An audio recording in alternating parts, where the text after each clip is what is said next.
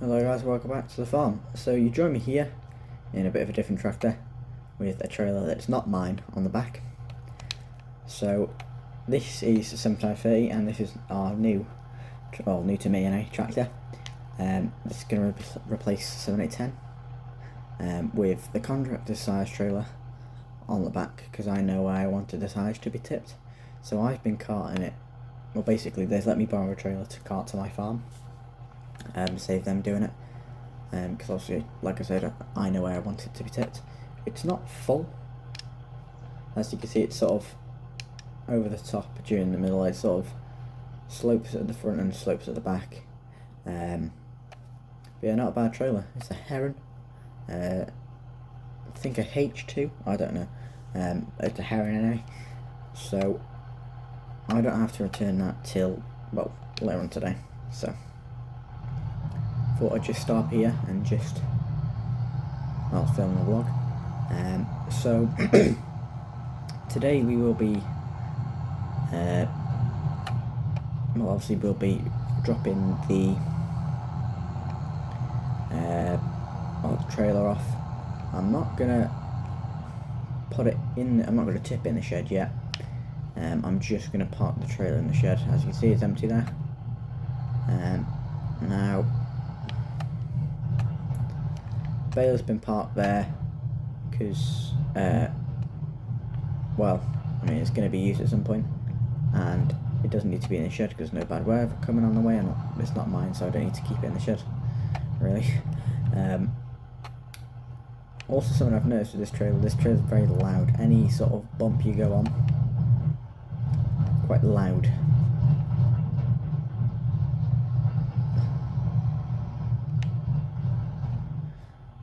Now we are going to be also, I don't know if I'm going to film the whole thing or if I'm going to film a bit of it, but we are going to be raking the straw.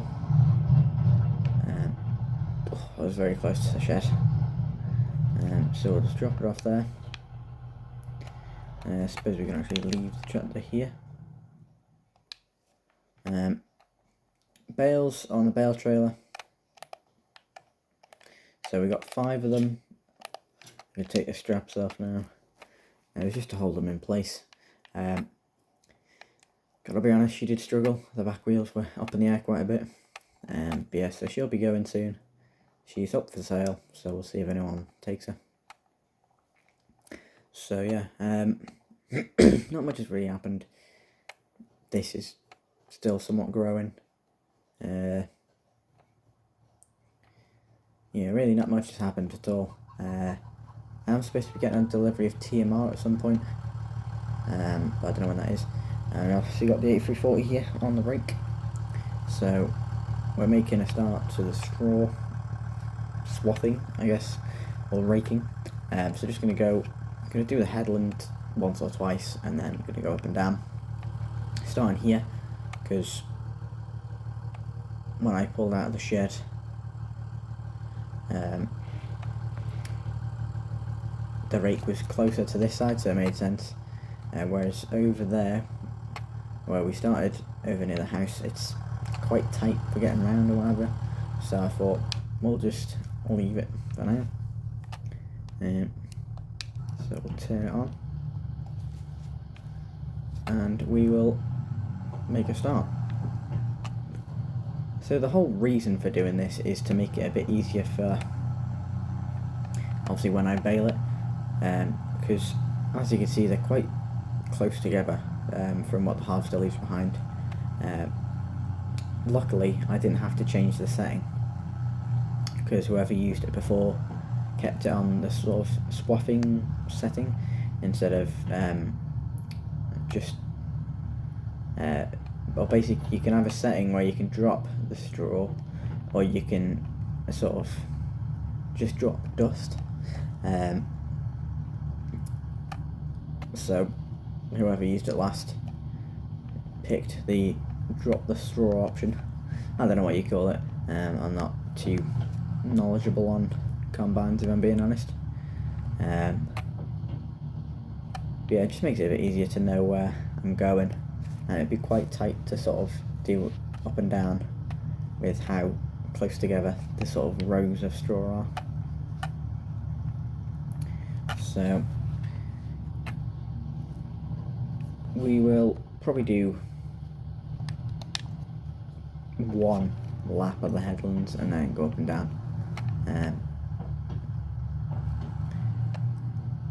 So this year obviously I still need to get a seed drill and a cultivator. When I do, I'll keep this bit here obviously, and like I said, I'm gonna try and go up to the chicken coop, so that would be like continuing here, leaving a bit of grass in between the fence and the straw, and then same here up to the fence, and that's how we're gonna do it next year. So just so I don't have to go around it with the grass and whatever, and yeah. Also, it doesn't look like the cows are going to get out of the shed, because when they were at the contractor's yard, they were in a field. Obviously, they were in a shed until all the cars were healthy enough to come out, and then that happened to be the same time they came to me. So they haven't really left the shed until they were moved, and they haven't been in a field yet. So they're going to need to be in a field next year. So over the winter I'm going to need to prepare something, because they haven't been in a field for about a year, or just over a year by the time they go out next year. So it's not going to happen this year, I don't think. I just got to think of where to put it. I need it relatively flat for like the fencing or whatever, and it's just not looking like it's going to happen anytime soon. So unfortunately I don't think they're going to make it out at all. So a bit annoying, but it's not really much I can do, unless I buy another field, but then there's not many flat fields around me, and it's not a very flat area anyway. A lot of hills, well, most of the, I'd say about 90% of the fields around here just hills, so they're not particularly flat. I don't think the area is really known for it. I will actually just stop the straw a second. Stop the straw one out of it, and we'll turn it off there just a sec. We'll turn the engine off. So we'll leave that there. We will come back to it. But as you can see, it's a lot easier to bale once you've raked it up. So we are going to go on the quad, and we are going to look at the field that the cows would have gone in,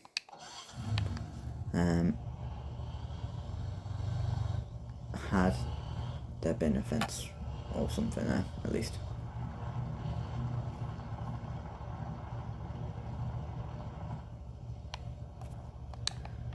So as you can see from here, it's not really that flat. I mean, sometimes I'd be getting in the tractor and the gate would just shut on me. It doesn't now because I fixed it, but it used to just shut as soon as you opened it.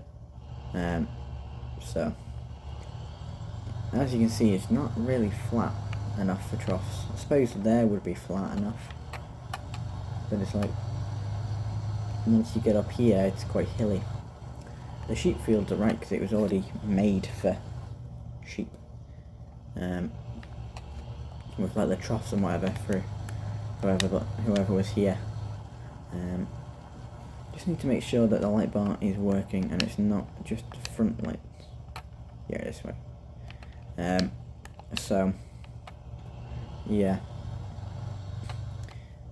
there was nothing at all for cows. It was just the troughs for the sheep, which I assume were sheep. I mean, it makes sense that it were sheep. So it was easier for me with the sheep because they were basically already prepared. I mean, I know I fenced them off in the top corner till I got these trees sorted out because it wasn't as simple as I thought it was to just get them removed. But like, as you can see, the troughs are here, so it's like, it's flat enough that the troughs could sit here, but also the rest field isn't, and neither is the cow field. So I think if I want a sort of fully flat field, I'd have to buy another one. I was thinking of using that field that we've just been to for silage maybe next year. So, but I don't know. I'm gonna move. Yeah, well, move this just over here.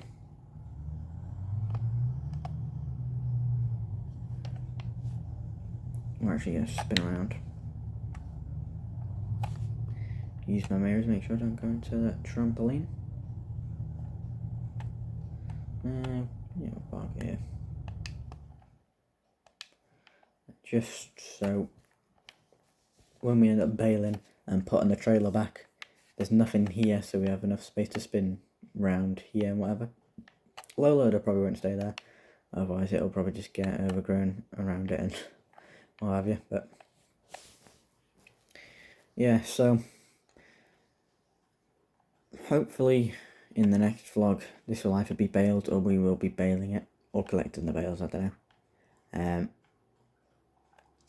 But yeah, so I'm going to continue with rowing all this up, and then hopefully next time you see it, it will be bales. So that's it for this one. Bye for now.